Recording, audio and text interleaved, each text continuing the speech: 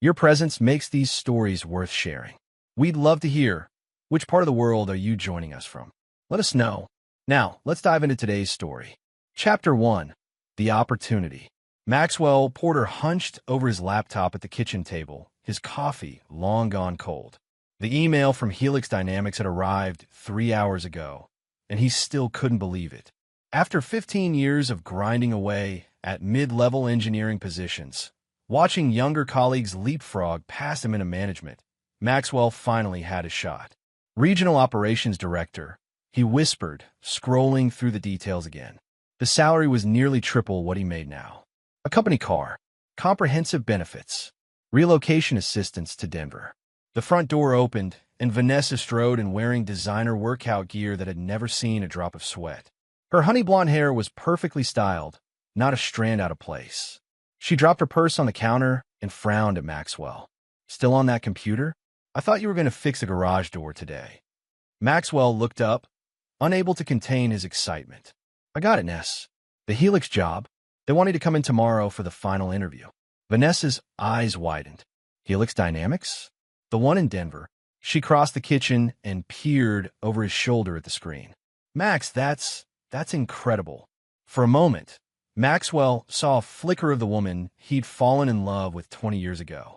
They met in college. She was studying business administration. He was in engineering. Back then, they dreamed of building a life together, maybe starting their own company someday. But somewhere along the way, Vanessa's ambitions had shifted from career success to social climbing, and their partnership had slowly corroded. Does this mean we'd have to move? She asked, her enthusiastic tone faltering. Yes, but they're offering relocation assistance. Think about it, Ness. A fresh start for us, for the family. Their 16-year-old daughter, Zoe, trudged into the kitchen, headphones clamped over her ears. She made a beeline for the refrigerator, ignoring both parents. Zoe, Maxwell said loudly. I have some news. Zoe rolled her eyes and removed one earbud. What? I've been offered a final interview for a director position at Helix Dynamics. Zoe shrugged. Cool, I guess. She grabbed a yogurt and retreated back upstairs. Maxwell sighed. He and Zoe had been close when she was younger, but the past few years had driven a wedge between them. Lately, she seemed to mirror her mother's dismissive attitude toward him. Don't take it personally, Vanessa said, checking her reflection in the microwave door. She's a teenager. Everything's dramatic at that age. Yeah. Maxwell closed his laptop. I need to prepare for tomorrow. This could change everything for us. Vanessa smiled, but it didn't reach her eyes. I'm sure you'll do great, honey. As she headed upstairs, Maxwell missed the text message lighting up her phone. He got the interview. We need to talk. Now. The next morning, Maxwell adjusted his tie in the bedroom mirror. His reflection showed a man in his early 40s with dark hair graying at the temples, serious brown eyes behind horn-rimmed glasses, and the hint of stress lines around his mouth. But today there was something else there. Hope. Vanessa appeared behind him, wrapping her arms around his waist. You look handsome, she murmured, resting her chin on his shoulder. Maxwell tensed slightly. This affection felt foreign after months of polite distance between them. Thanks. I'm nervous. Don't be. You've earned this. She straightened his already straight tie. What time will you be home? Late afternoon, probably. The interview's at 11. Then they're taking me to lunch. Vanessa nodded. I'll have dinner ready. Something special to celebrate. Maxwell kissed her cheek, surprised but pleased by her support. Maybe this was what they needed. A shared goal, a fresh start.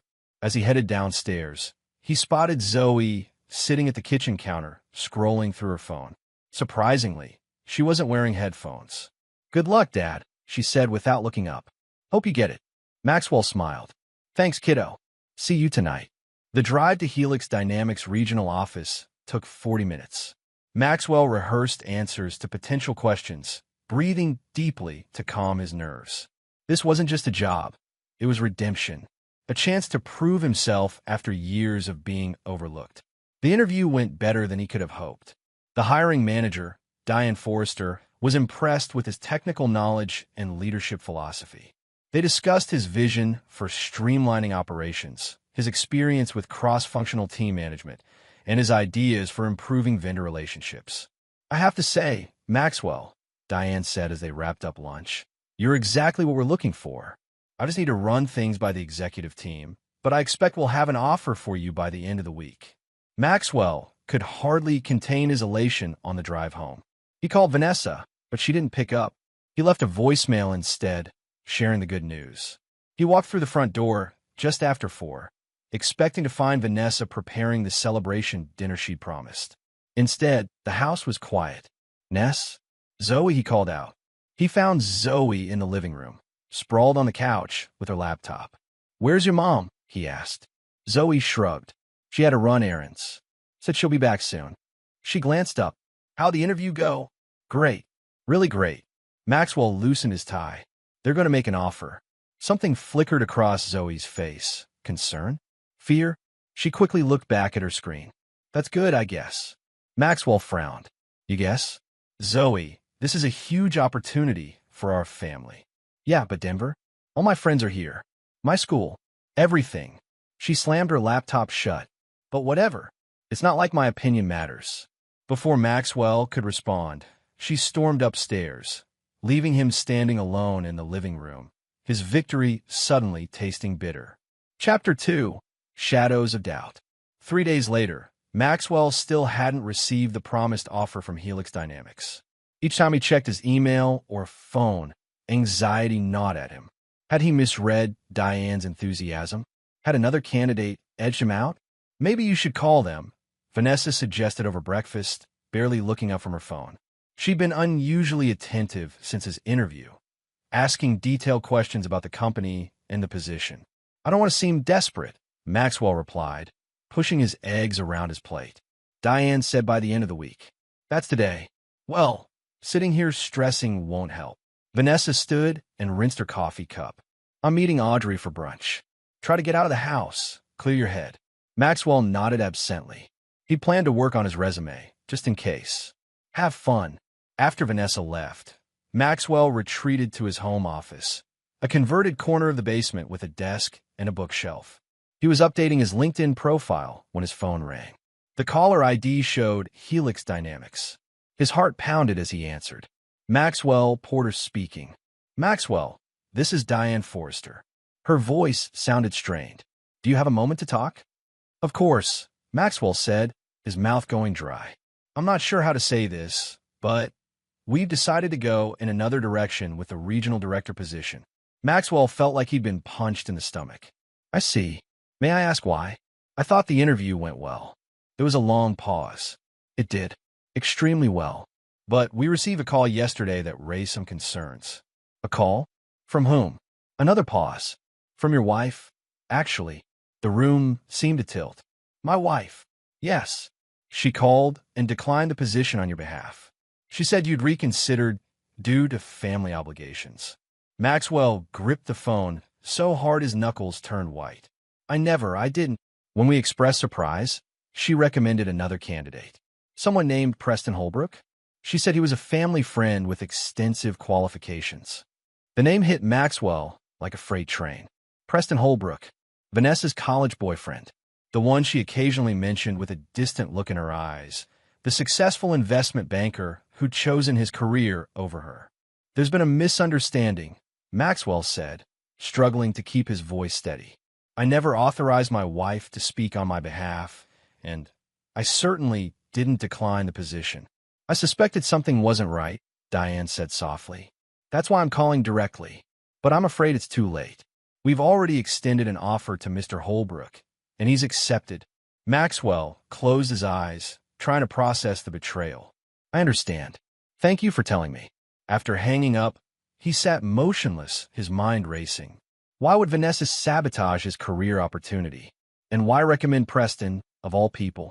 He was still sitting there, stunned, when he heard the garage door open. Footsteps overhead. Laughter. Not just Vanessa's voice, but a man's too, deep and confident. Maxwell crept upstairs and paused in the kitchen doorway. Vanessa was unpacking groceries, while a tall, athletic man with salt and pepper hair leaned against the counter, holding a glass of wine. Even after 2 decades, Maxwell recognized Preston Holbrook immediately. I still can't believe you pulled it off, Preston was saying. The look on Diane's face when you called was priceless. Vanessa laughed. It wasn't hard. Max tells me everything about his work. I knew exactly what to say to make it convincing. And now I get to sweep in and be the hero. Preston sipped his wine. Regional director. Not bad for a guy who was considering a career change anyway. Denver's perfect, Vanessa said. Close enough to visit easily. Far enough that Max won't accidentally run into you. Preston set down his glass and pulled Vanessa into his arms. How long before you break the news that you're leaving him? A month, maybe 2. I need to get Zoe on board first. She's already warming up to the idea of moving in with you. Actually, Maxwell said, stepping into the kitchen, I think you should explain right now. Vanessa jerked away from Preston, her face draining of color. Max, you're supposed to be what? Looking for another job because my wife sabotaged my career opportunity. His voice was deadly calm, but inside, something was breaking.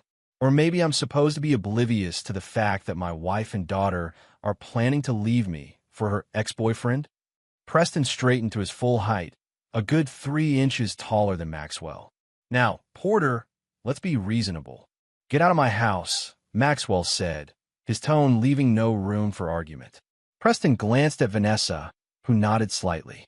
He grabbed his jacket. Call me later, he murmured to her, before brushing past Maxwell. Once the front door closed, Vanessa's shock transformed into defiance. You weren't supposed to find out this way. How was I supposed to find out? After you'd already moved to Denver with my daughter and the man you recommended for the job that should have been mine? It wouldn't have worked out anyway, Vanessa said dismissively. You're not director material, Max. You never have been. You're too passive, too content with mediocrity. Each word cut deeper than the last. And Preston is everything I'm not. Is that it? He has ambition, drive. He doesn't just talk about dreams. He makes them happen. Vanessa crossed her arms. We reconnected at my college reunion last year. He's divorced now, and he wanted to rekindle what we had. So the past year of distance between us, the cold shoulders, the criticism, that was all leading up to this. I was going to tell you after you'd processed losing the job. Make it seem like the natural end to a marriage that's been failing for years. She sighed. Zoe needs a stronger role model.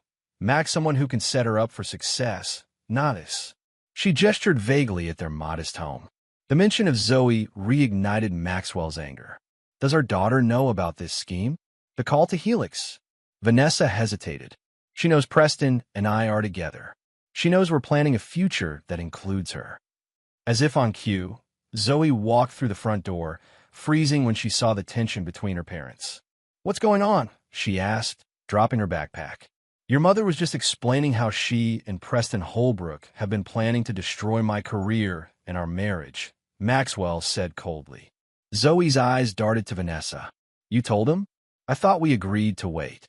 The confirmation of his daughter's involvement felt like a knife to Maxwell's heart. So you did know. Dad, it's not what you think. Really? Because it looks like my wife and daughter have been plotting behind my back to replace me with a more successful model. Zoe lifted her chin defiantly, suddenly looking so much like her mother. Well, you're better off as a housekeeper anyway. That's basically what you've been for years while Mom supported us. Maxwell recoiled as if she'd slapped him. It was true that Vanessa's real estate business had out-earned his engineering salary for the past few years, but he'd never thought his own daughter saw him as nothing more than domestic help. Before he could respond, Vanessa's phone rang. She glanced at the screen and frowned before answering. Preston? What's wrong? Even from across the room, Maxwell could hear the furious voice on the other end. Vanessa's face paled as she listened. That's impossible, she said. How could they rescind the offer already? Maxwell watched as his wife's carefully constructed plan began to unravel before his eyes. And deep within him, something cold and calculating stirred to life. This wasn't over. Not by a long shot. Chapter 3, The Awakening. Maxwell lay awake in the guest bedroom, staring at the ceiling. It had been 3 days since his world imploded. 3 days of icy silence between him and Vanessa. 3 days of Zoe avoiding his gaze. 3 days of plotting. Preston's job offer had indeed been rescinded. Apparently, Diane Forrester had done some additional checking after a call with Maxwell and discovered that Preston had exaggerated his qualifications. The irony might have been satisfying if Maxwell's own career prospects hadn't been collateral damage. His phone buzzed with a text message. Unknown number. Mr. Porter, this is Diane Forrester. I've been doing some thinking. Can we meet tomorrow? Privately. Maxwell sat up, pulse quickening. He typed back, yes. Name a time and place. She suggested a coffee shop halfway between his home and the Helix office. 10 a.m. Sleep eluded him as his mind raced with possibilities. Was Diane going to offer him the position after all? Or perhaps warn him about something else Vanessa and Preston were planning? The next morning, he told Vanessa he was meeting with a headhunter. She barely acknowledged him, still reeling from the collapse of her carefully orchestrated plan. Without Preston's job at Helix, their future together had hit a significant roadblock. Diane was already at the coffee shop when Maxwell arrived, 2 steaming mugs on the table before her. "Thank you for meeting me," she said as he slid into the booth across from her.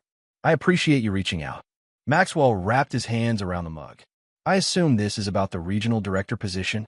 Diane's expression turned apologetic. "Yes and no. The position has been filled, but not by Preston Holbrook. After our conversation and some additional vetting, I realized neither of you were right for the role." Maxwell's hope deflated. "I see. However," Diane continued, "something about your situation has been bothering me. The way your wife interfered, it was deeply unprofessional and, frankly, disturbing." "You're not the only one disturbed by it," Maxwell said bitterly. "I did some digging into Preston Holbrook." Diane pulled out a folder. "What I found raises serious questions about his business ethics. Questionable investment practices, manipulated client accounts, a trail of regulatory warnings that never quite reached the level of criminal charges." Maxwell frowned. "Why are you telling me this?" "Because I think you deserve to know who your wife was planning to leave you for." She pushed the folder across the table. "And because I think you might be exactly what Helix needs, just not in Denver." Maxwell's eyes snapped up from the folder. "What do you mean?" "We're launching a new division here in Seattle. Advanced Engineering Solutions for Sustainable Urban Development. We need someone with your technical background and leadership potential to head it up. It's not operations, but the compensation is comparable, and you wouldn't have to relocate." "You're offering me a job? After everything that's happened?" Diane smiled. "I'm good at reading people, Maxwell. What your wife did speaks volumes about her, not you. The position is yours if you want it." Maxwell felt a weight lifting from his shoulders. "When would I start?" 2 weeks. Though given your home situation, I'd understand if you needed time to sort things out." "No," Maxwell said firmly. 2 weeks is perfect." He glanced at the folder. "May I keep this?" "It's yours. Do with it what you will." Diane stood and extended her hand. "Welcome to Helix Dynamics, Maxwell." As they shook hands, Maxwell felt something shift inside him. The passive, accommodating man he'd been was gone. In his place stood someone colder, more calculating. Someone who wouldn't rest until those who had betrayed him paid the price. Back in his car, he opened the folder and began to read. Preston Holbrook's history of ethical lapses was extensive, though carefully concealed beneath a veneer of success and charm. But it wasn't the investment improprieties that caught Maxwell's attention. It was a small note about Preston's personal life. Subject has pattern of relationships with married women in vulnerable positions. Current suspected paramour, Vanessa Porter, married to potential Helix employee Maxwell Porter. Previous, Audrey Whitman, now divorced. Audrey Whitman, Vanessa's best friend. The one she'd been meeting for brunch regularly for the past year. Maxwell pulled out his phone and searched for Audrey on social media. Her profile showed a bitter divorce had finalized 8 months ago. Around the same time Vanessa had attended her college reunion and reconnected with Preston. The pieces were falling into place. Preston's pattern, Audrey's divorce, Vanessa's betrayal, and somewhere in all of this, his daughter had been turned against him. Maxwell started the car, a plan crystallizing in his mind. He'd take the job at Helix. He'd gather evidence of Preston's unethical business practices. He'd uncover every secret, every lie, every manipulation. And then, when the time was right, he'd use it all to dismantle the lives of those who had tried to destroy his. As he drove home, his phone buzzed with a text from Zoe. "Where are you? Mom's freaking out." He ignored it. Let them worry. Let them wonder. The game had changed, and Maxwell Porter was no longer playing by their rules. Chapter 4. Calculated Moves.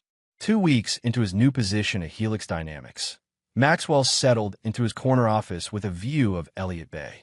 The division he now headed, Sustainable Urban Engineering Solutions, was Helix's fastest-growing sector, with projects across the Pacific Northwest and potential contracts in California and British Columbia. At home, an uneasy truce had formed. Vanessa had attempted to explain away her betrayal as a momentary lapse in judgment when Maxwell revealed his new job. She claimed that she and Preston had realized they'd made a mistake, that she wanted to work on their marriage. Maxwell had nodded, smiled, and pretended to consider it while secretly moving forward with his plans. Step 1 was already complete: financial independence. His new salary was double what he'd made before, and the signing bonus had allowed him to open a separate bank account that Vanessa knew nothing about. Step 2 was in progress: gathering intelligence. He'd hired a private investigator named Ryan Mercer, a former military intelligence officer with a reputation for discretion and thoroughness. "Tell me about your wife's daily routine," Ryan said during their first meeting in Maxwell's office after hours. Maxwell slid a detailed schedule across the desk. "She leaves the house at 9 a.m. most days, supposedly for her real estate office. But she only has showings or client meetings 3 days a week, according to her online calendar." Ryan studied the schedule. "And you want to know where she goes during the unaccounted hours?" "Yes. And I want documentation of her meetings with Preston Holbrook." Maxwell handed over a photograph of Preston. "I need evidence that their relationship is ongoing." "What about your daughter?" Ryan asked. "You mentioned she's involved somehow." Maxwell's jaw tightened. "Zoe has been influenced by her mother. I need to know if she's meeting with Preston too, and what they're telling her about me." Ryan nodded, making notes. "And this Preston character, you want background on him beyond what's in the Helix folder?" "Everything. Financial history, business dealings, personal relationships. Especially any evidence of unethical behavior that could be reported to regulatory authorities." "What's your endgame here, Maxwell?" Ryan's expression was professionally neutral. "Are you building a case for divorce? Custody? Revenge?" Maxwell met his gaze steadily. "All of the above." After Ryan left, Maxwell turned to his computer and pulled up a secure email account he'd created specifically for his revenge project. In it were folders labeled Vanessa, Preston, Zoe, and Financial Strategy. Each contained meticulously organized information, schedule details, account numbers, copies of text messages he'd managed to extract from the family cloud account. He clicked on a new email from Ryan, sent just hours after their meeting. Attached was a preliminary report on Preston Holbrook's movements. The investment banker had been spotted meeting Vanessa at an upscale hotel downtown, staying for 3 hours in the middle of a workday. Maxwell saved the photos to his Vanessa folder. Not enough for a confrontation yet, but a promising start. His phone buzzed with a text from Zoe. "Coming home for dinner?" The casual message, as if nothing had happened, as if she hadn't betrayed him alongside her mother, made his blood boil. But he forced himself to respond neutrally, "Working late." "Don't wait up." In reality, he had other plans for the evening. He'd arranged to meet Audrey Whitman, Vanessa's recently divorced friend, at a quiet bar near her apartment. Audrey was already on her second martini when Maxwell arrived. She looked surprised to see him, though she'd agreed to the meeting readily enough when he'd called claiming he wanted her advice about his marriage. "Maxwell," she said, her speech slightly slurred. "I wasn't sure you'd show." "Thanks for meeting me," he said, sliding into the booth. "I know it's a bit unusual." Audrey studied him through narrowed eyes. "Vanessa doesn't know you're here, does she?" "No, and I prefer to keep it that way." He ordered a scotch from a passing server. "I wanted to talk to you because I think we might have something in common." "What's that?" Audrey's guard was up, but curiosity flickered in her eyes. "Preston Holbrook." The color drained from Audrey's face. She took a large gulp of her martini. "What about him?" "I know he was involved with you before your divorce." I know he's involved with Vanessa now, and I suspect he follows a pattern. Audrey stared at her empty glass. Why are you here, Maxwell? To gloat? To tell me I got what I deserved for sleeping with a man like Preston? No. Maxwell leaned forward. I'm here because I want to understand how he operates. How he manipulated you. How he's manipulating my wife, and by extension, my daughter. The server brought Maxwell scotch and another martini for Audrey. After she left, Audrey sighed deeply. It started at a charity gala. My husband Douglas was there, but he spent the whole night networking, ignoring me as usual. Preston was charming, attentive. He made me feel seen. She twisted her cocktail napkin. The affair started a week later. And then, Preston convinced me that Douglas was holding me back, that I deserved better, that we could build an amazing life together once I left my marriage. Her laugh was bitter. Sound familiar? Very. Maxwell said, What happened after your divorce? Preston was supportive at first. Then he started finding excuses to cancel plans.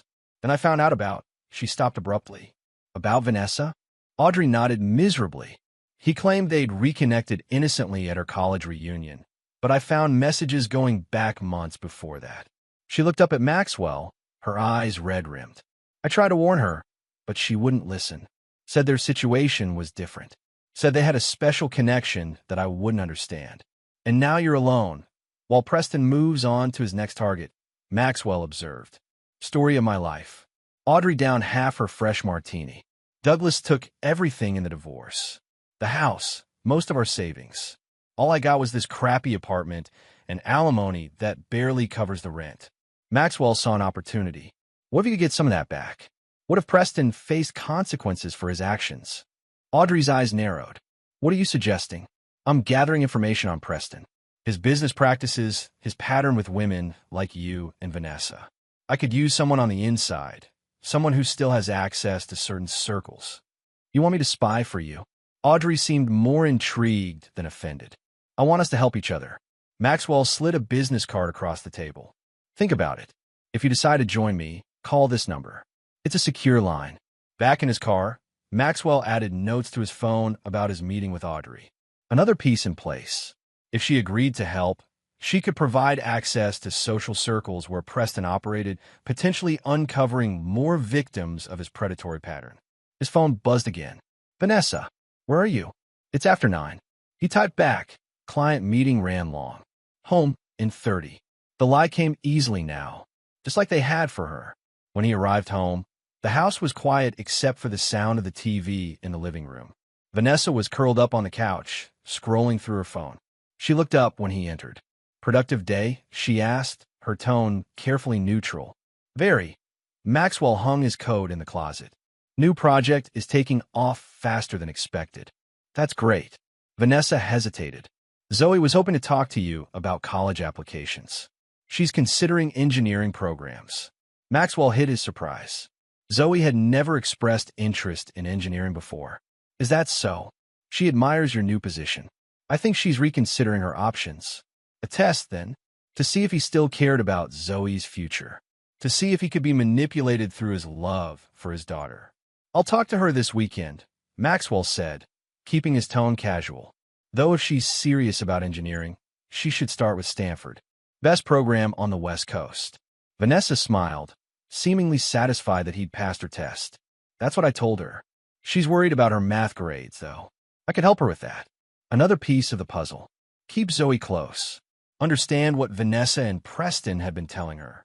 Potentially turn her back to his side, or at least ensure she wasn't a pawn in their game. Later, lying in bed beside his wife, Maxwell stared at the ceiling and calculated his next moves. Audrey was a promising ally. Ryan was gathering valuable intelligence. His position at Helix was secure and growing stronger. But the most crucial piece, the evidence that would destroy Preston Holbrook, was still missing. For that, he needed someone with access to Preston's professional world. Someone who knew where the bodies were buried in the investment banking industry. Tomorrow, he would start looking for that someone. The hunter was becoming more skilled with each passing day. Chapter 5. Hidden Alliances. 6 weeks into his revenge plan, Maxwell had established a new rhythm to his life. By day, He was the innovative director of Helix's sustainable engineering division, growing their client base and impressing executives with his strategic vision. By night, he was a methodical architect of retribution, piecing together the puzzle of Preston Holbrook's vulnerabilities. Ryan Mercer had delivered comprehensive surveillance reports documenting Vanessa's ongoing affair with Preston. They met 3 times a week, Tuesdays and Thursdays at the Fairmont Olympic Hotel, and Sunday afternoons at Preston's downtown penthouse, while Maxwell took Zoe to their newly established father-daughter coding sessions. Those Sunday afternoons with Zoe had become an unexpected complication in Maxwell's emotional landscape. His daughter, sensing a shift in his career success and confidence, had gradually warmed to him again. She was genuinely interested in learning programming, and Maxwell found himself enjoying their time together despite knowing she still met with Preston and Vanessa for family planning dinners twice a month. "Can I ask you something, Dad?" Zoe said one Sunday as they worked through a JavaScript problem together in his home office. "Sure, kiddo. Do you ever think about what would have happened if you'd gotten that job in Denver instead?" Maxwell's fingers paused over the keyboard. "Sometimes." "What?" Zoe shrugged, not meeting his eyes. "I just wonder if things would be better or worse. If we'd be happier. Do you think we're not happy now?" "I don't know. Mom seems stressed lately. You're working all the time, and I keep feeling like there's something nobody's telling me." Maxwell studied his daughter's profile, seeing vulnerability beneath the teenage bravado. How much did she really know about Vanessa and Preston's plans? Had they been honest with her, or was she just another pawn in their game? "Sometimes adults have complicated feelings that are hard to explain," he said carefully. "But I want you to know that whatever happens between me and your mom, we both love you. And my door is always open if you have questions." Zoe nodded, seemingly satisfied with his answer for now. But Maxwell filed away the conversation, another data point in his growing assessment of the situation. The next morning, Maxwell met with his newest ally in his campaign against Preston Holbrook, Margot Winters, a former compliance officer at Preston's investment firm who had been quietly forced out after raising concerns about certain client accounts. Their meeting place was a small cafe near Pike Place Market, crowded enough to provide anonymity, but quiet enough for conversation. "I brought what you asked for," Margot said after they'd exchanged pleasantries. She slid a flash drive across the table. "It's everything I saved before they escorted me out. Transaction records, client complaints, internal emails about creative accounting practices." Maxwell pocketed the drive. "Thank you. This could be extremely valuable. Just remember our deal," Margot said, her eyes hard. "When you take him down, I get public vindication. I want every financial news outlet to know I was right all along." "Absolutely."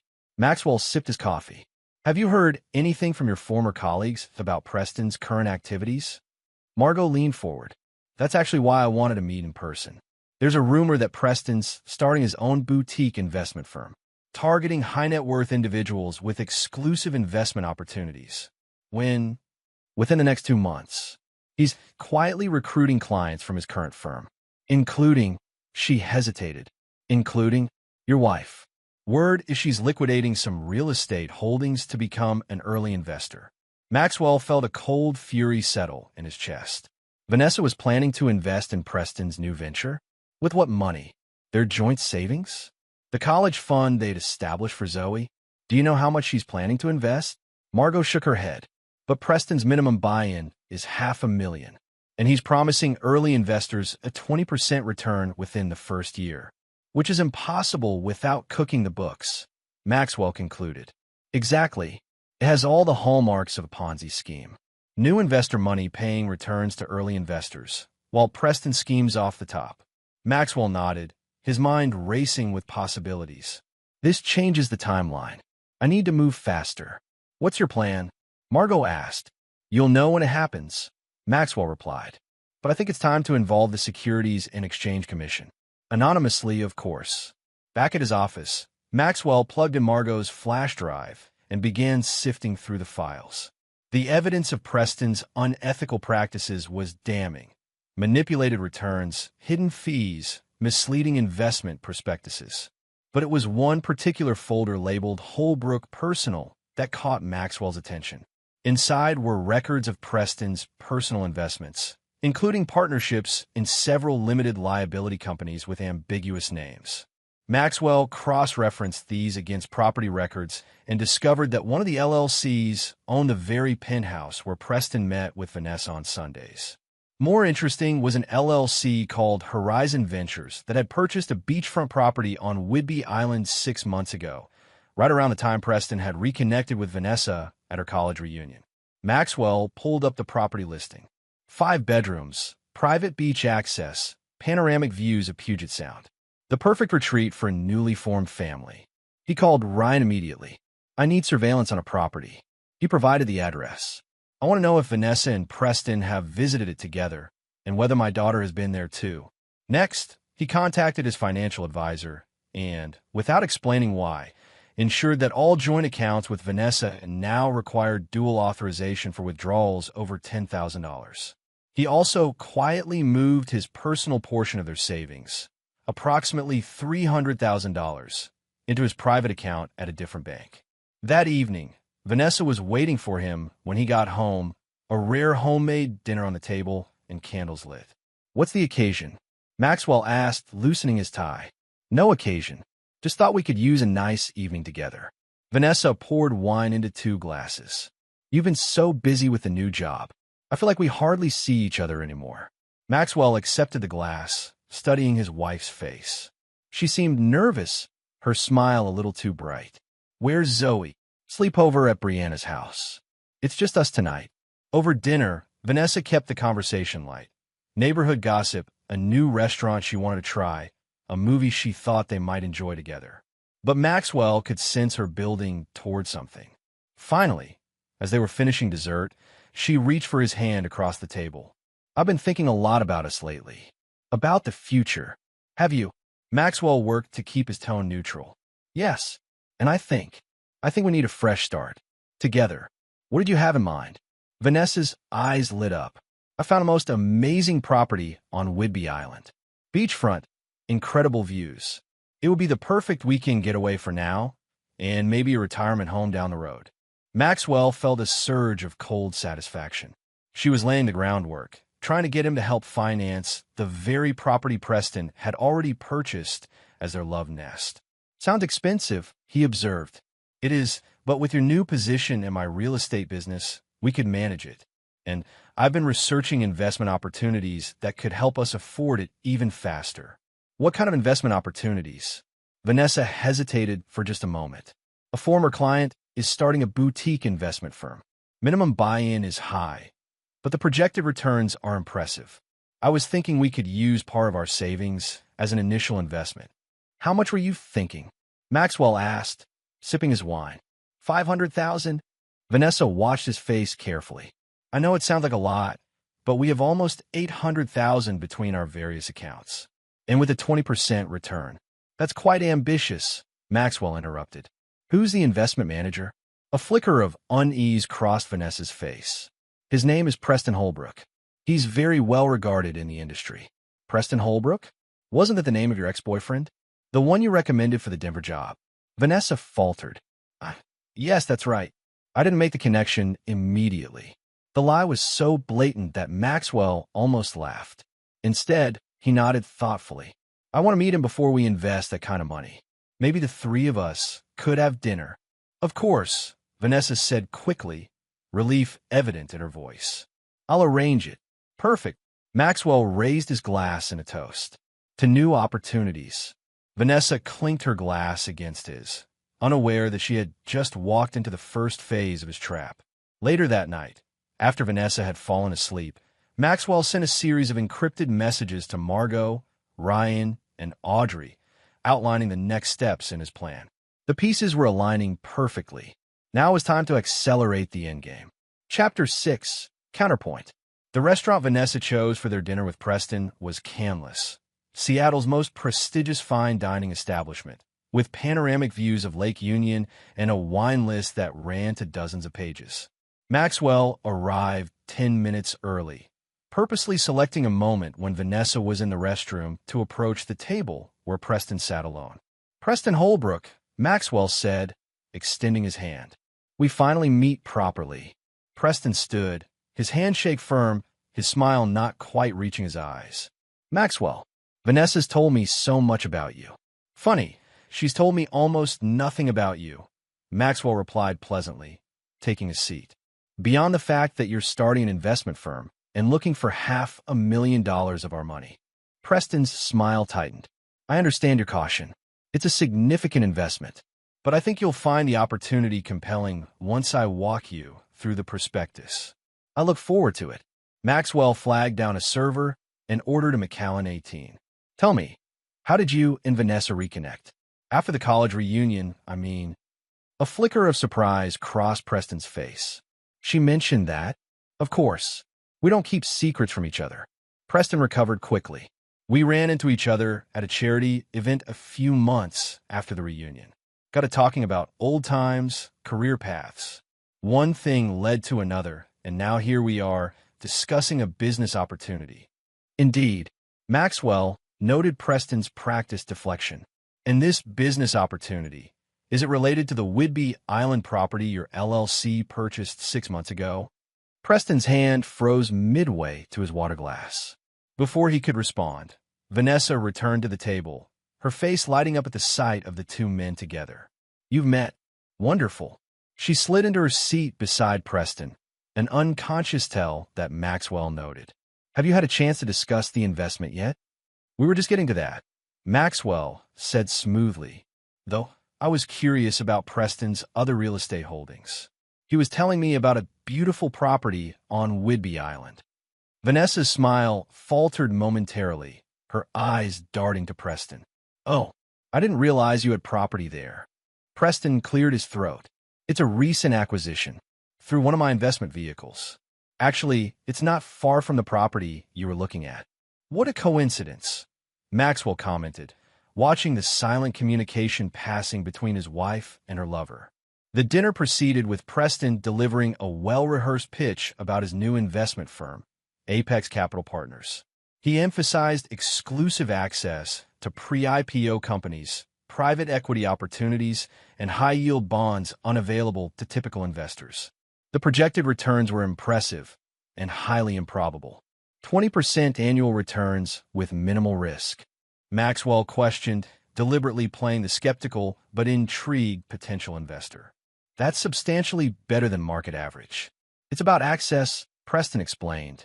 My connections in the industry allow me entry points that others simply don't have. And what safeguards are in place for investors? Regulatory oversight? Third-party auditing? A flash of annoyance crossed Preston's face before he masked it with a confident smile. We'll be fully SEC compliant, of course. But one advantage of our boutique structure is flexibility. Less red tape means more agility in the marketplace. Fascinating.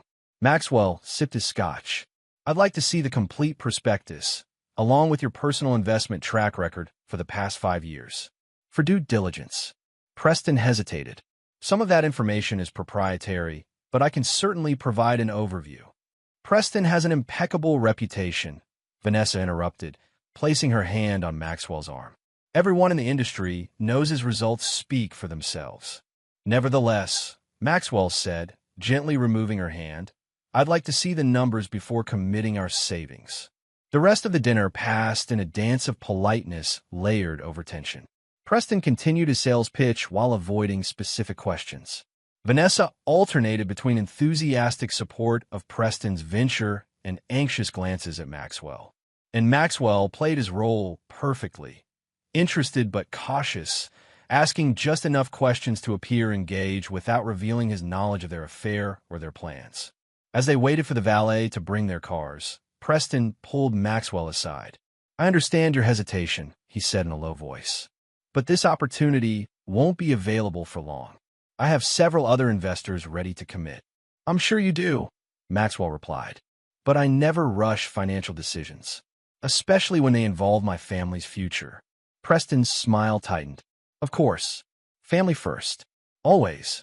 The implied threat was clear. Choose wisely, or your family's future might not include you. Maxwell simply nodded, a pleasant smile masking the cold calculation behind his eyes. I'll be in touch, Preston.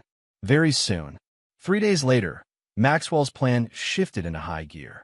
The first domino fell when Ryan confirmed that Vanessa, Preston, and even Zoe had indeed visited the Whidbey Island property together the previous weekend, while Maxwell was supposedly at a business conference in Portland. The second domino was Audrey Whitman's discovery that she wasn't Preston's only previous victim.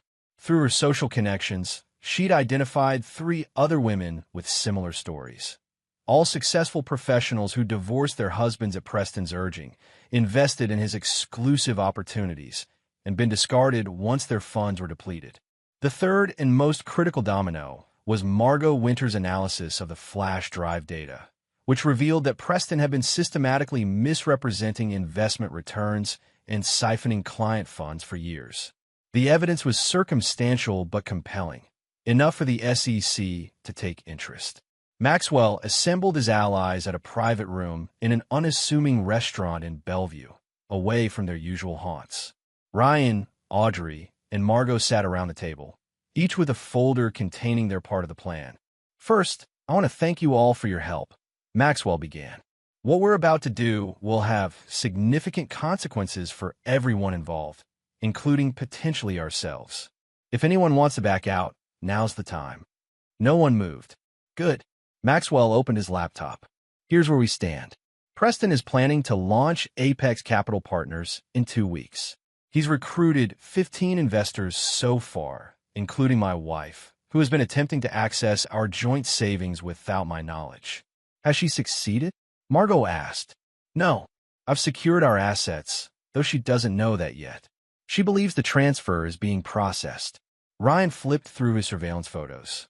"Based on their conversations I've recorded, Preston plans to use the initial investments to create the illusion of high returns, attracting a second wave of investors. Classic Ponzi structure." "And the Whidbey Island property?" Audrey asked. "Purchased through an LLC as their future home," Maxwell confirmed. "They've been there 3 times in the past month, including once with my daughter." Margot tapped her folder. "The SEC is interested in the evidence I provided anonymously, but they move slowly. If we want to stop Preston before he launches Apex and takes everyone's money, we need to accelerate things." Maxwell nodded. "That's why we're moving to Phase 2 tonight. Ryan has planted recording devices in Preston's penthouse. Audrey has arranged for one of Preston's previous victims to contact him, claiming she wants to invest in Apex. And Margot has scheduled a meeting with her former colleagues to share concerns about Preston's new venture." "What about you?" Ryan asked. "What's your next move with Vanessa?" Maxwell's expression hardened. "Tonight, I confront her. Not about the affair, not yet, but about attempting to access our savings without my knowledge. It's time to let her know that I'm not as oblivious as she thinks." The group spent the next hour refining details, synchronizing timelines, and preparing contingencies. As they were wrapping up, Audrey pulled Maxwell aside. "Are you sure you want to go through with this?" she asked quietly. "It's not too late to simply divorce Vanessa and move on." Maxwell studied her face, seeing genuine concern there. "This stopped being about just Vanessa a long time ago. They tried to destroy my career, turn my daughter against me, and steal my savings. Actions have consequences. And what about Zoe? Have you considered how this will affect her?" A shadow crossed Maxwell's face. "Every day, but she's already chosen her side. And sometimes the kindest thing you can do for someone is show them the truth, even when it hurts." Audrey nodded, unconvinced but understanding. "Just be careful. Revenge can consume you if you let it." "This isn't revenge," Maxwell replied. "It's justice." That night, Maxwell returned home to find Vanessa pacing the kitchen, her face tight with worry. She froze when she saw him. "The bank called," she said without preamble. "They said there's a hold on our joint accounts. Something about unusual activity and needing dual authorization for large transfers." Maxwell set down his briefcase calmly. "Yes, I implemented that security measure recently. Given the amount of money involved, I thought it prudent. But I needed to transfer funds today," Vanessa said, a note of panic in her voice. "For a client's earnest money deposit." "Really?" "Because when I spoke to the bank, they said you were attempting to transfer $500,000 to an account belonging to Apex Capital Partners." Maxwell watched her face carefully. Preston's new investment firm. Vanessa paled. I was going to tell you about that. After I confirmed our spot, these investment opportunities fill up quickly, and I didn't want to miss out. So you decided to move $500,000 without discussing it with me? After our dinner where I specifically said I wanted to review the prospectus before making any decisions. You were being overly cautious, Vanessa countered, her shock giving way to defensiveness. Preston has an incredible track record. This could set us up for early retirement, that beachfront property we talked about. On Whidbey Island, Maxwell interrupted. Like the one Preston already owns through Horizon Ventures, LLC. Vanessa's mouth opened, then closed. How did you know about that? I know a lot of things, Vanessa. About Preston's business practices. About your Sunday afternoons at his penthouse while I'm with Zoe. About the plans you've been making that don't include me. The color drained from Vanessa's face. Max, I can explain. Save it. Maxwell's voice was ice. I'm not interested in explanations or excuses. What I want is for you to answer one question. How long have you been planning to leave me for Preston? Vanessa's shoulders slumped in defeat. Since the college reunion. We didn't mean for it to happen. We just reconnected. And Zoe was turning my daughter against me, part of the plan from the beginning. We never. Vanessa stopped, unable to complete the lie. We wanted her to understand that families change. That sometimes parents are happier apart. How considerate of you. Maxwell's tone was flat. And the Helix job in Denver? Was it your idea or Preston's? He said it was the perfect opportunity. You'd be focused on your new position away from Seattle while She trailed off. While you established your new life together here.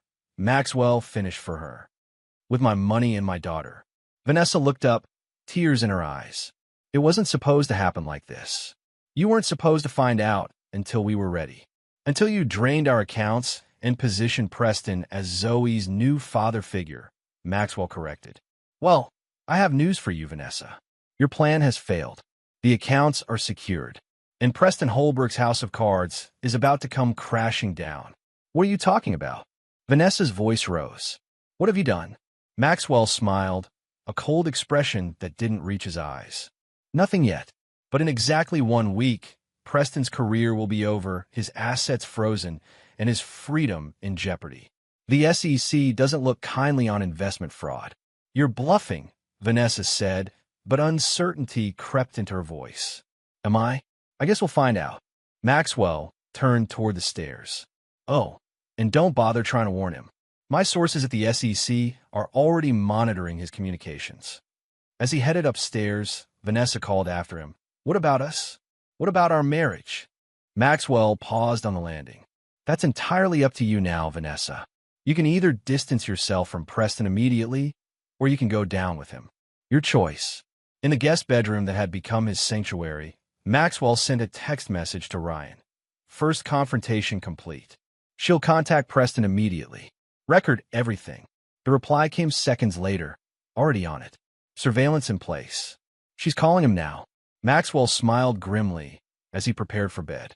The counterattack was underway. Now it was time to watch the dominoes fall. Chapter 7. Collapse.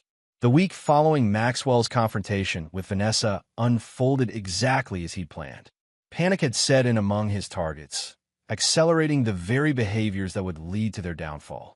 Vanessa had immediately warned Preston about Maxwell's threats. Their late-night phone call, recorded by Ryan's surveillance equipment, revealed the depth of their deception and provided additional evidence of Preston's fraudulent business practices.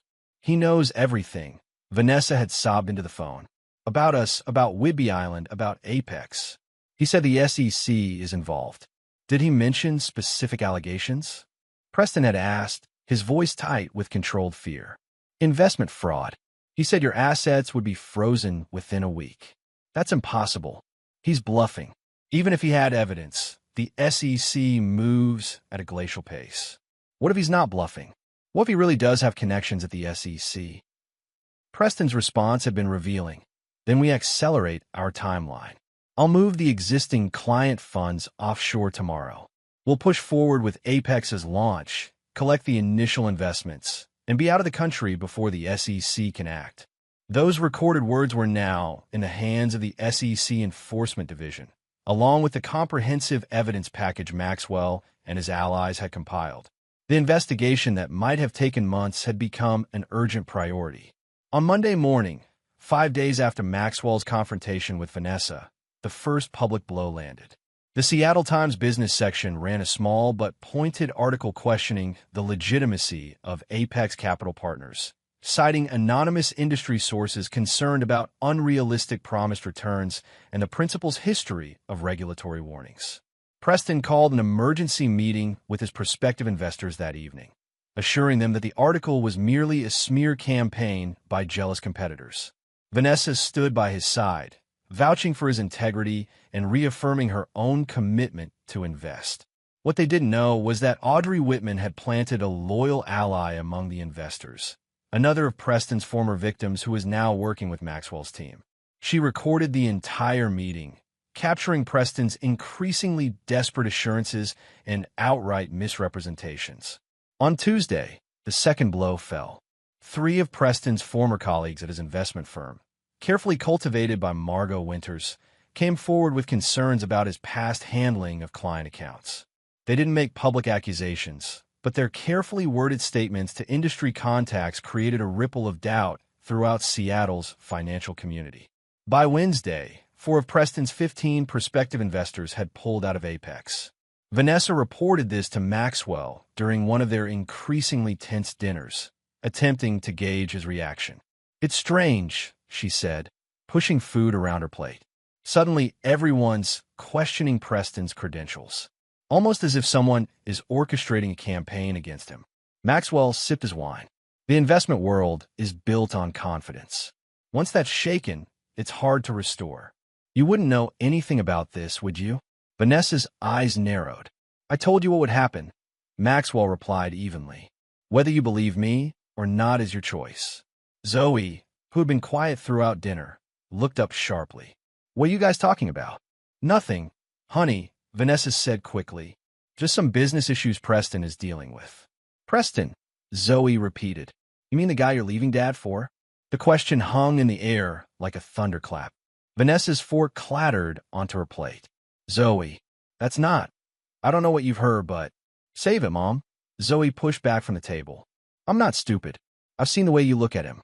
I've heard your phone calls when you think I'm not listening." Maxwell studied his daughter, surprised by this development. "How long have you known?" Zoe turned to him, tears in her eyes. "Months. You both think I don't pay attention, but I do. I hear things. I see things. Then why did you go along with it?" Maxwell asked quietly. "The visits to Whidbey Island, the family planning dinners?" "Because I thought maybe Preston could make Mom happy again," Zoe said, her voice breaking. "And if Mom was happy, maybe our family wouldn't feel so broken all the time." Vanessa reached for Zoe's hand. "Sweetheart, I'm so sorry. I never meant for you to be caught in the middle of this." Zoe pulled her hand away. "But I am in the middle. And now Dad knows, and everything's falling apart.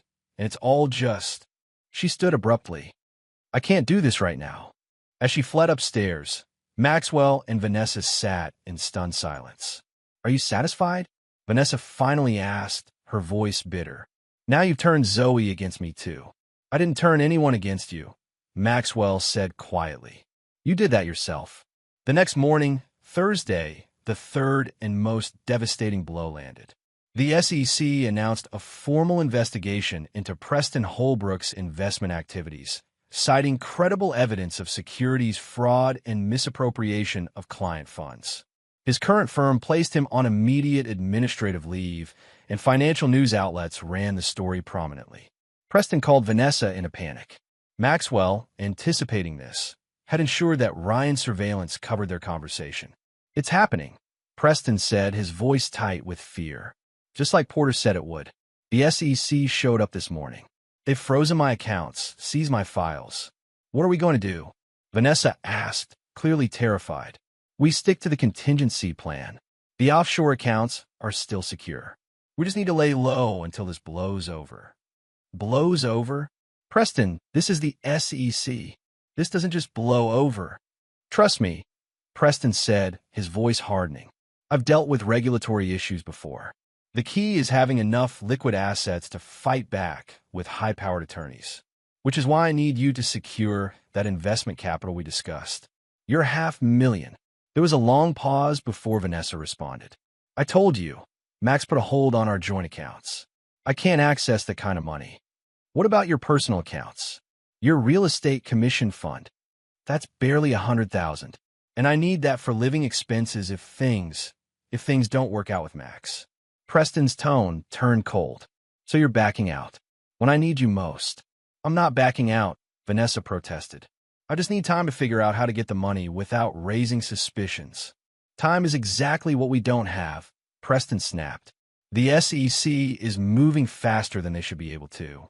Someone has been feeding them information, detailed information that only an insider would have. You think Max has a source inside your firm? I think your husband is a lot more dangerous than either of us gave him credit for. On Friday morning, Maxwell arrived at his office to find an unexpected visitor waiting. Zoe, who had skipped school to see him. I need to talk to you, she said, her eyes red-rimmed from crying. About Mom and Preston. Maxwell ushered her inside and closed the door. What's going on, Zoe? Preston called last night after you went to bed. He and Mom were arguing about money. He wants her to sell her car, her jewelry, anything to get cash immediately. Zoe twisted her hands in her lap. He said they might need to leave the country. Maxwell kept his expression neutral. Did your mother agree? She was crying. Said she couldn't just abandon everything. He got really angry. Said she had to choose, him or the past. Zoe looked up, her eyes troubled. Dad, is Preston in serious trouble? Yes, Maxwell said simply. He's under investigation for investment fraud, and it's going to get worse before it gets better. And Mom? Is she in trouble too? Maxwell studied his daughter, seeing the fear behind her question. That depends on her choices in the next few days. What does that mean? It means your mother needs to decide where her loyalties lie. With a man who's facing criminal charges, or with her family.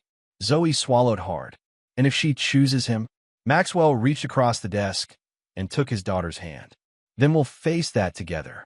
You and me. Zoe nodded, tears spilling down her cheeks. I'm sorry, Dad. For everything. For the things I said when I thought you'd lost the Helix job. For going along with Mom's plans. You don't need to apologize, Maxwell said gently. You're 16. You were caught in an impossible situation created by adults who should have known better. Including you? Zoe asked, meeting his eyes. I'm not stupid, Dad. I know you've been planning something. The late nights, the secret phone calls, the way you've been watching Mom and Preston all these weeks. Maxwell considered his response carefully. Let's just say I decided not to be a passive victim in their game. Zoe studied him for a long moment. Good, she finally said. They deserve whatever's coming. That evening, Maxwell returned home to find Vanessa waiting for him, her expression resolute. We need to talk, she said, gesturing toward the living room. About the future. Maxwell set down his briefcase. I'm listening. I've made a decision, Vanessa began, pacing nervously. About Preston, about us, about everything. And I'm not leaving with him. She stopped pacing and faced Maxwell directly. I made a terrible mistake, getting involved with Preston again, letting him influence my decisions, my feelings about our marriage. Maxwell studied her, noting the calculation behind her apparent contrition. What changed your mind? The SEC investigation? The frozen accounts? Or did he ask for money you couldn't provide? Vanessa flinched. You don't have to be cruel. I'm trying to do the right thing here. The right thing would have been not betraying your family in the first place. Maxwell replied coldly. Not trying to sabotage my career, turn our daughter against me, and steal our savings. I know, Vanessa said, her voice breaking. I know what I did was unforgivable. But I'm asking you, begging you, to consider what's best for Zoe. For our family. Our family, Maxwell repeated. The one you were willing to destroy for a fresh start with Preston. That family. Vanessa's composure cracked. What do you want from me, Max? A confession? Fine. I betrayed you. I lied to you. I chose Preston over you because he made me feel alive again after years of feeling invisible in this marriage. Is that what you want to hear? What I want, Maxwell said quietly, is for you to understand exactly what you've done. Not just to me, but to yourself. Because as we speak, Preston Holbrook is making arrangements to flee the country. Alone. Vanessa stared at him. What? No, he wouldn't. He booked a one-way ticket to the Cayman Islands for tomorrow morning. First class. One passenger. Maxwell pulled out his phone and showed her the confirmation email Ryan had intercepted. He's abandoned his penthouse, moved his remaining liquid assets offshore, and made no arrangements for you to join him. That's not possible, Vanessa whispered, sinking onto the couch. He promised we'd face this together, just like he promised Audrey Whitman and Lisa Turner and Michelle Blakemore, all women who left their husbands for him, invested their savings in his opportunities, and were discarded when he was done with them. Vanessa's head snapped up. You've been in contact with his exes? I've been in contact with many people, Vanessa, building a case that will ensure Preston Holbrook spends the next decade in federal prison. Maxwell sat across from her. The SEC raid was just the beginning. The FBI's Financial Crimes Unit is taking over the investigation now, and they have evidence not just of securities fraud, but of money laundering and tax evasion. How do you know all this? Vanessa asked, her voice barely audible. Because I orchestrated it, Maxwell replied simply. Every step, every leak, every witness coming forward. All part of a plan set in motion the day Diane Forrester called to tell me my wife had declined a job offer on my behalf and recommended her ex-boyfriend instead. Vanessa's face crumpled. What happens now? Now you make a choice, Maxwell said, rising to his feet. Stay here and face the consequences of your actions, or run after Preston and hope he hasn't already forgotten you. Either way, I've instructed my attorney to file for divorce on Monday morning. And Zoe stays with me. She's old enough to have a say in custody arrangements, and she's already made her choice clear. As if on cue, Zoe appeared at the top of the stairs. I heard everything, she said, her voice steady. And Dad's right. I'm staying with him. Vanessa looked from Maxwell to her daughter, the full weight of her actions finally crashing down on her. I never meant for it to end like this. Yes, you did, Maxwell replied. You just expected a different outcome.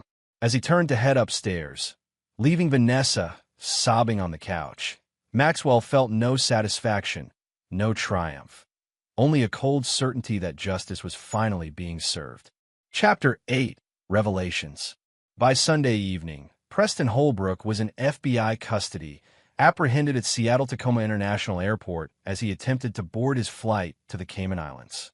The arrest made headlines across financial news networks, with details of the investigation painting a damning picture of a career built on deception and fraud.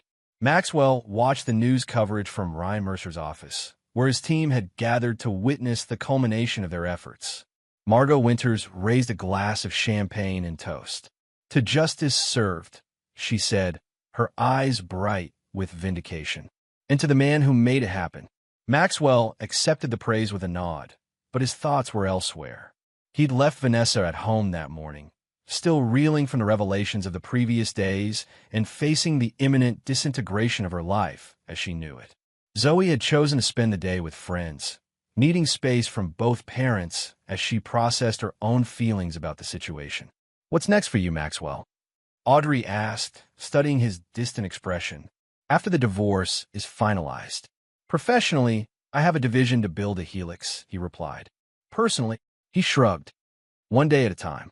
And Vanessa? Ryan inquired. Any further surveillance needed there? Maxwell shook his head. No, that chapter is closed.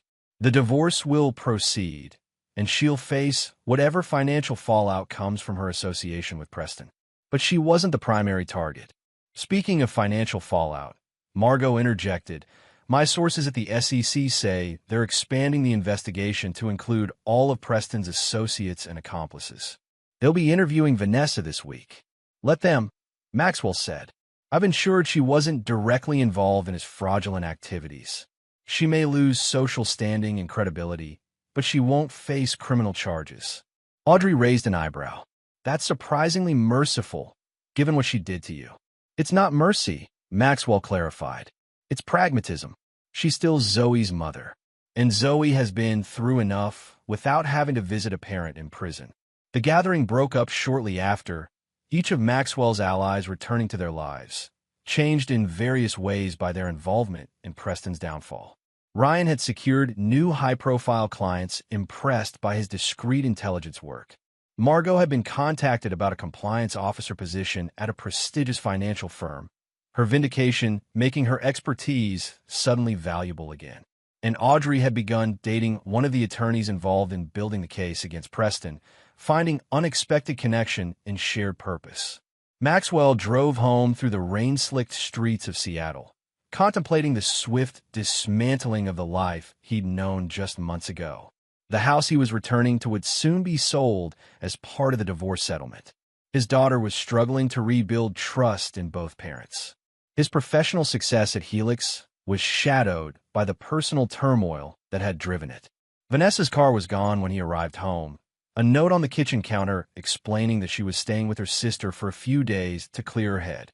The house felt empty, hollowed out by betrayal and revenge.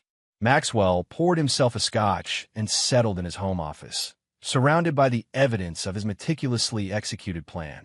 A soft knock on the office door startled him. Zoe stood in the doorway, her expression unreadable. "I thought you were staying at Brianna's tonight," Maxwell said, setting down his glass. "I was," Zoe replied, entering the room. "But I wanted to talk to you. Alone. About what happens now." She perched on the edge of the desk. "Mom called me. She's a mess. Keeps saying she made a terrible mistake, that she's lost everything." Maxwell nodded. "That's probably an accurate assessment. She wants me to convince you to give her another chance." Zoe studied her father's face. "She thinks you arranged all this, Preston's arrest, the SEC investigation, everything, to punish her for betraying you. And what do you think?" Zoe was quiet for a moment. "I think you did what you had to do. Preston was dangerous. He manipulated Mom, tried to steal your money, your job. He even tried to take me away from you." "That doesn't answer my question," Maxwell pressed gently. "I think part of you did want revenge," Zoe finally said. "And I don't blame you for that. But I also think you protected me, us, from someone who would have hurt us even worse in the long run."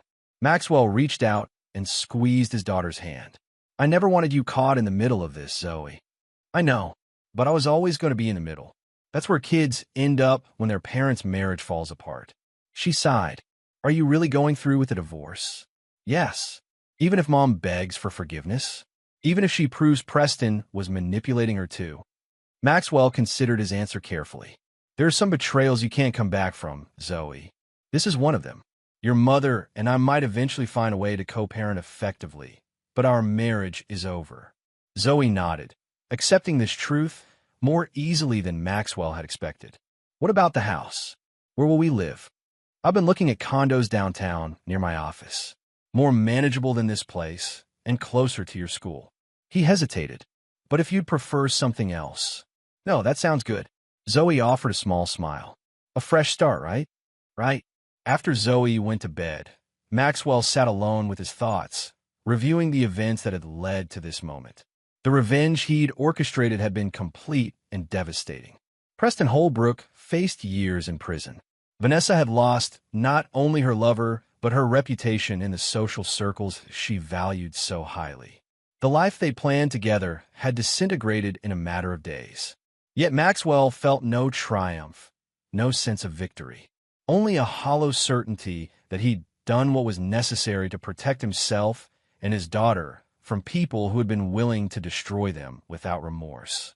His phone buzzed with a text from Vanessa. "We need to talk. Not about us. About Zoe." Maxwell typed back, "Tomorrow. My office. 2 p.m. The response came quickly. "I'll be there."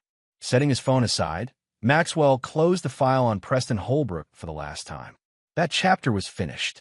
Tomorrow would bring new challenges, new negotiations, a new life to construct from the ruins of the old one.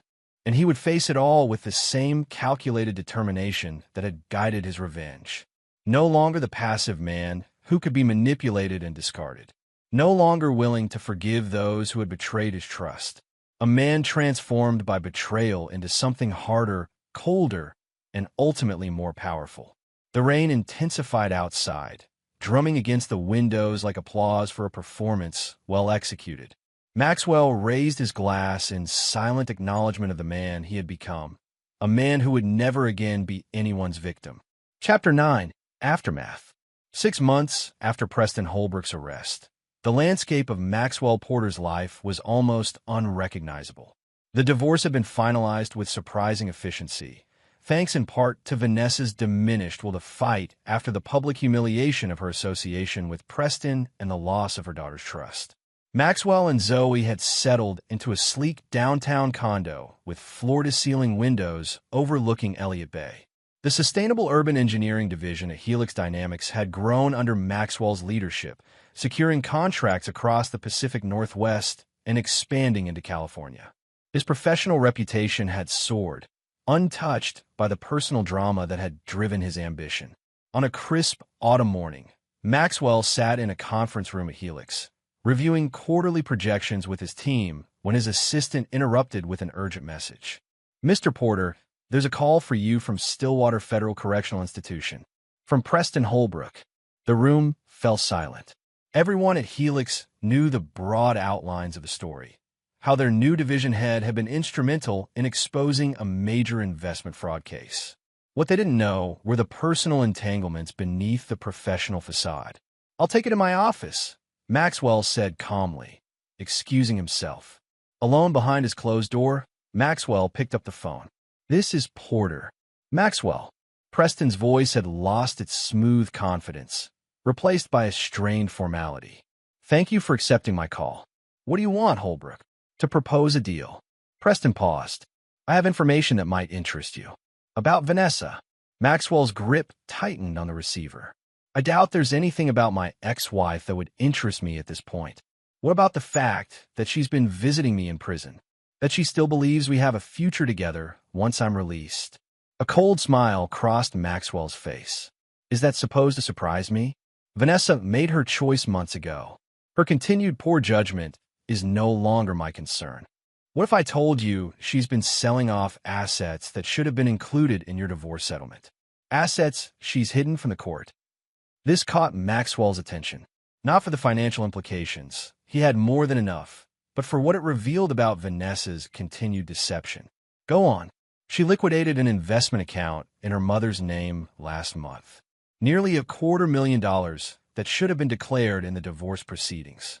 Preston's voice took on a cunning edge. "She's planning to use it to fund my appeal. And you're telling me this why? Having second thoughts about her loyalty?" Preston laughed bitterly. "Let's just say prison provides clarity.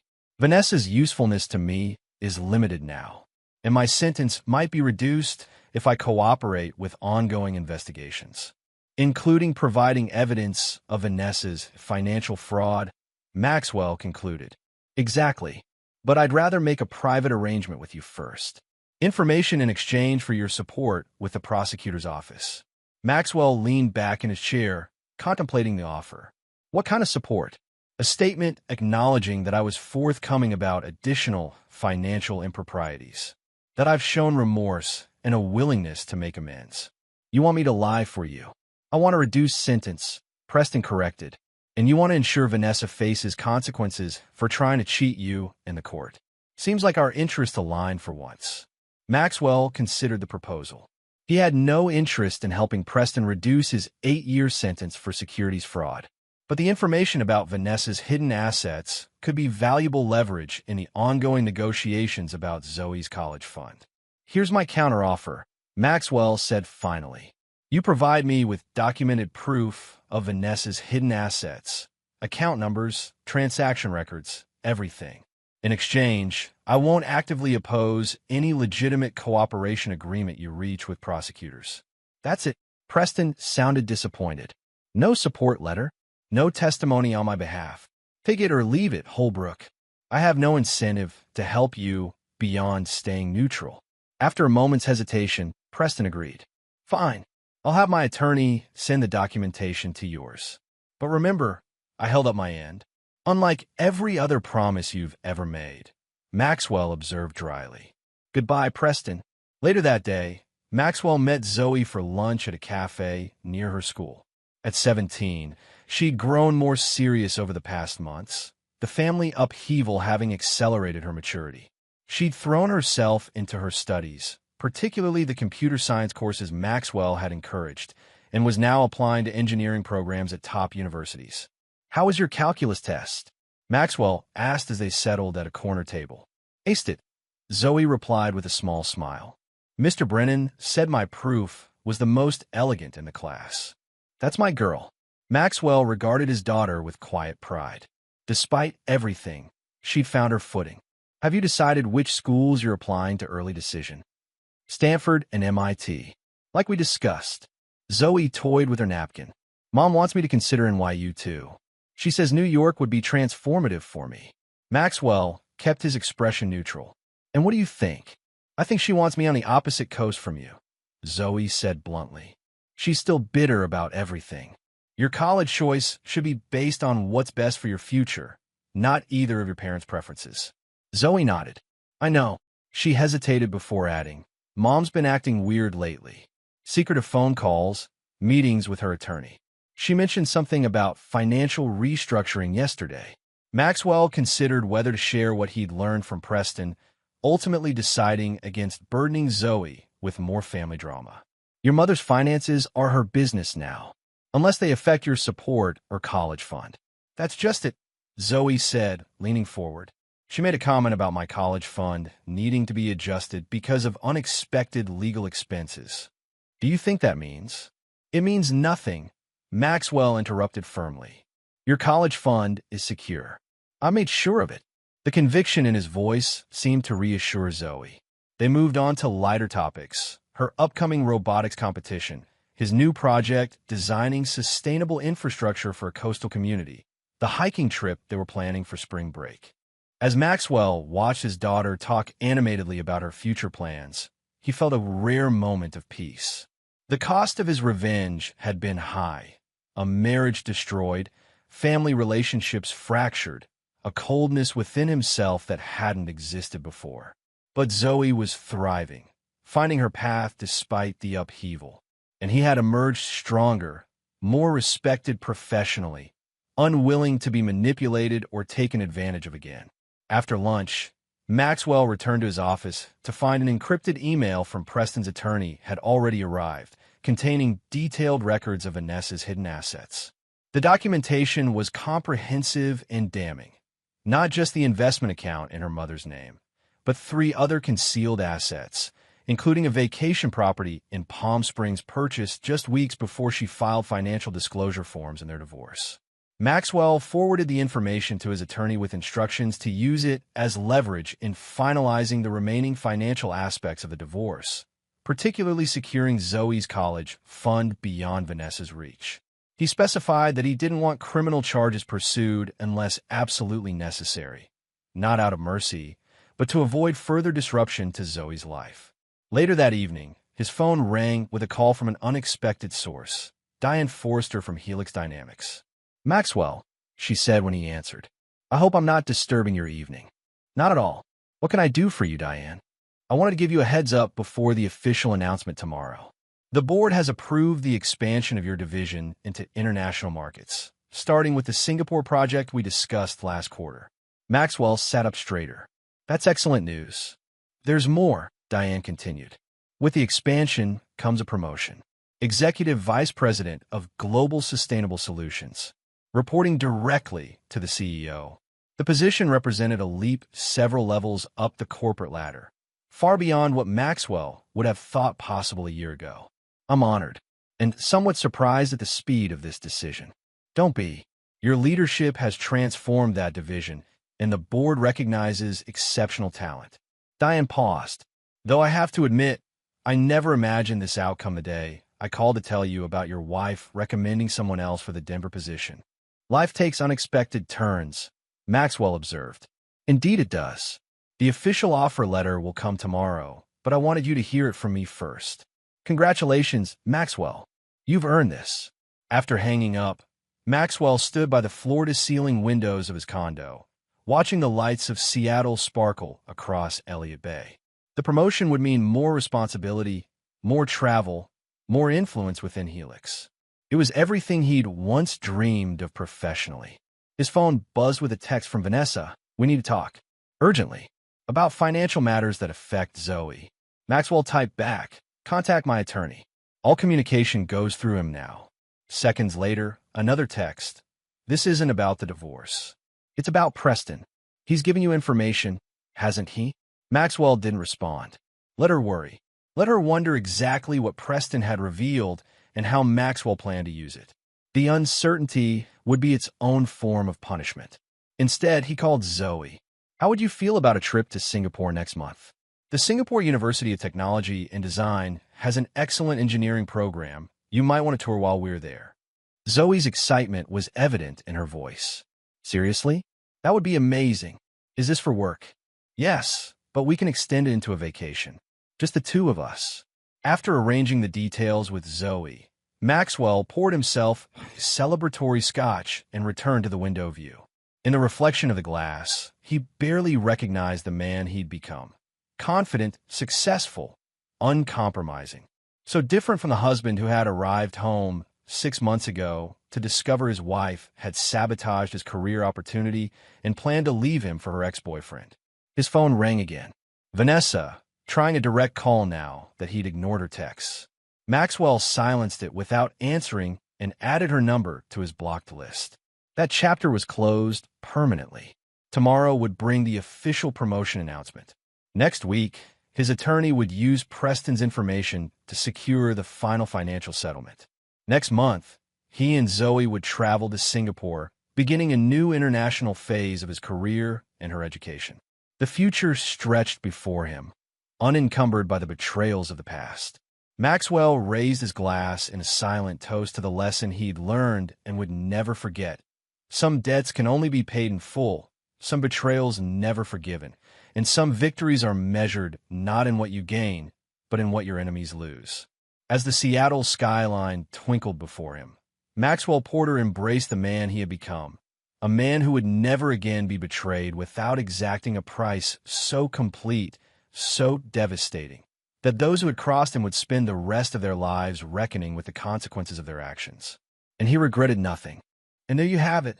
Another story comes to an end. What did you think? I'd love to hear your thoughts in the comments below. If you enjoy this story, consider joining our community by subscribing. It means the world to us. For more stories like this one, check out the recommended videos on screen. And I'll see you there.